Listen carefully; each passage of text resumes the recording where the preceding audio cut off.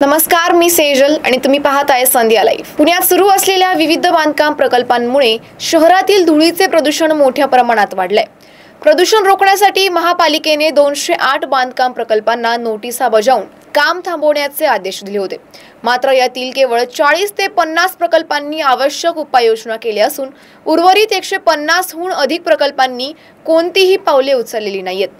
काही ठिकाणी बांधकाम बंदी असतानाही काम सुरू असल्याचं दिसून आलंय। धुळीच्या प्रदूषणावर नियंत्रण ठेवण्यासाठी महाराष्ट्र प्रदूषण नियंत्रण मंडळाच्या नियमांचे पालन करण्याचे आदेश देण्यात आले होते। मात्र अनेक प्रकल्पांनी याकडे दुर्लक्ष केल्याने महापालिकेच्या बांधकाम विभागाने कारवाईचा इशारा दिला होता। धूळ रोखण्यासाठी उपाय न करणाऱ्या प्रकल्पांविरुद्ध महाराष्ट्र महानगरपालिका अधिनियम कलम 267 आणि महाराष्ट्र प्रादेशिक व नगर रचना अधिनियम 1966 अंतर्गत कठोर पावले उचलण्याचा इशारा दिलाय।